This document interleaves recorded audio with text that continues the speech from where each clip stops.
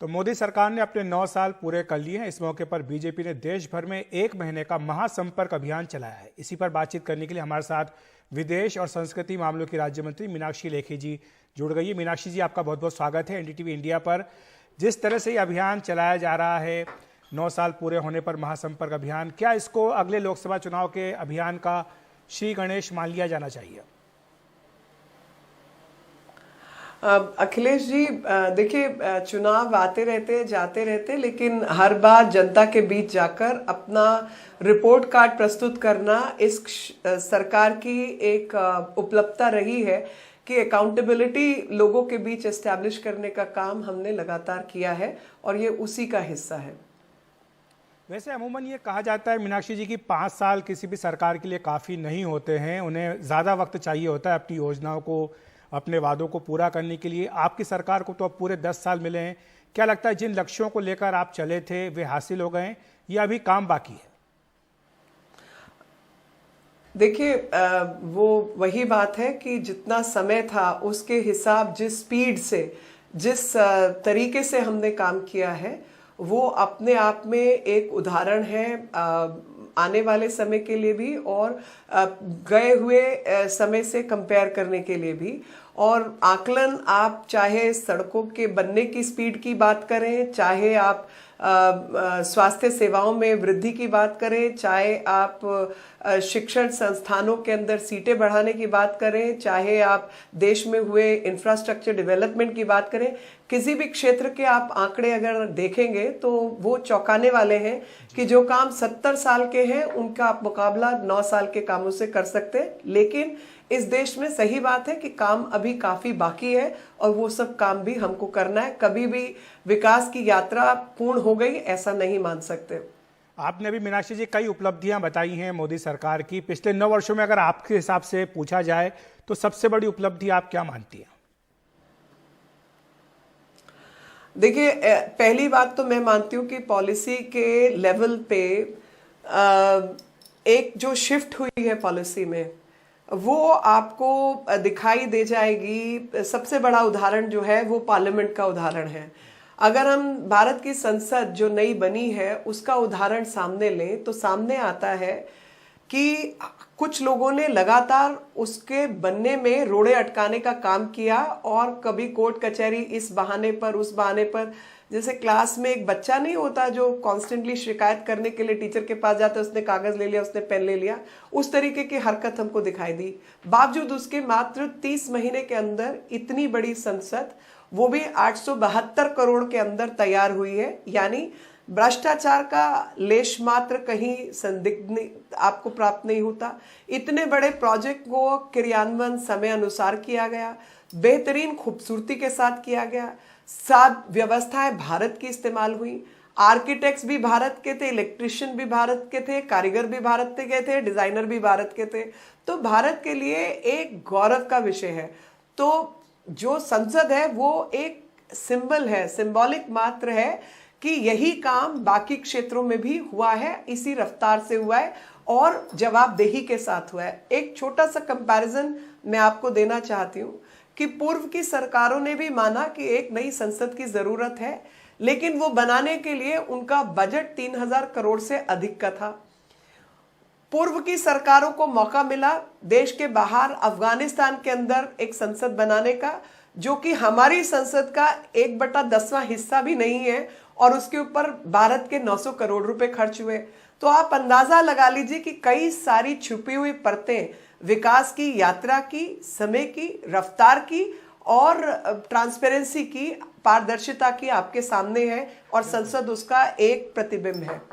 जो आपने तुलना की बात कही है तो एक तुलना ये भी कही जा रही है सोशल मीडिया पर कि अमेरिका की एक जो एम्बेसी है उसको बनाना भी जितना खर्चा आ रहा है उससे भी कहीं कम लागत में भारत का नया संसद भवन बनकर के तैयार हो गया। लेकिन मीनाक्षी जी, जो आपने क्राई बेबी की बात की कि कुछ लोग जो है लगातार इसका विरोध करते रहे, आपके हिसाब से आपका आकलन क्या है कि जब चुनाव होंगे तो क्या जनता विपक्ष के इस जो रवैया रहा है नई संसद को लेकर के, सेंट्रल विस्टा प्रोजेक्ट को लेकर के, उस पर भी मतदान देते समय अपना ध्यान रखेगी?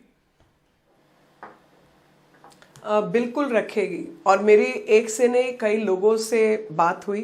मैं कल पिछले कुछ दिनों में दक्षिण भारत में भी थी और आम लोगों से मेरी बात हुई और उन सबका यही कहना था कि हमारे मन को छूने वाला काम हुआ, क्योंकि जो भारत की परंपराएं देश के सर्वश्रेष्ठ स्थान पर देखने को मिली, सिंगोल की स्थापना, वो साधु संत अधिनम जो है उनकी उपस्थिति संसद के अंदर, ये कोई सोच भी नहीं सकता था, क्योंकि भारतीय परंपराओं को तो हमने एकदम दरकिनार कर दिया था और हर उस परंपरा को जो कि भारत के बाहर की थी उसको अपनाने का काम किया था। तो अपनी गौरवान्वित करने वाली परंपराओं को दरकिनार करना, अपने देश के इतिहास को नकारना और दूसरों की गुलामी करना, वही हमारी पहचान बन के रह गया था। लेकिन आज़ादी के अमृत महोत्सव में, अमृत काल में जिस प्रकार से देश में विकास की रफ्तार, भ्रष्टाचार मुक्त भारत का निर्माण और रफ्तार जिससे काम किया जा रहा है, वो सबके समक्ष है। और ऐसे में जो कुछ हुआ है देश के अंदर, उसकी प्रतिक्रिया 100% जनता देगी। और कुछ लोगों ने कफन से इसका, एक कफिन के साथ इसका मुकाबला किया, किसी ने इसको राज्याभिषेक कह के कहा, मतलब लगातार जिसको कहते बदसलूकी सामने दिखाई दी। तो मुझे इस बेईमानी के जवाब में एक ही बात कहनी है कि जाकी रही भावना जैसी, प्रभु मूरत ते देखी तैसी। तो वो जो प्रभु की मूरत है वो आने वाले चुनावों में जनता के मुखार बिंद से इन सबके सामने प्रस्तुत होगी, क्योंकि जो लोग इंस्टीट्यूशंस की कदर नहीं कर सकते, संस्थानों की कदर नहीं करते, लोकतंत्र की दुहाई झूठ मूठ में देते हैं, उसका जवाब तो देश की जनता ही देगी। मीनाक्षी जी, हमने देखा है पिछले 9 साल में जितने चुनाव हुए, विपक्ष 2 बातों को लेकर खास तौर से मोदी सरकार पर, बीजेपी पर हमला करता है, महंगाई और बेरोजगारी। चुनाव में प्रमुख मुद्दा भी इनको बनाते आए, इसे आप किस तरह से काउंटर करेंगे? देखिए, इसको भी मैं बेईमानी मानती हूं, क्योंकि अगर आप 2 पक्ष देखें, आप देखिए कोरोना की मार पूरी देश दुनिया में, जहां पर अर्थव्यवस्था बड़े बड़े देशों की तहस नहस हो गई, और दूसरा जिस प्रकार की मुश्किलात रही और सप्लाई चेन मैनेजमेंट पूरा अंतर्राष्ट्रीय स्तर पर बिखरा।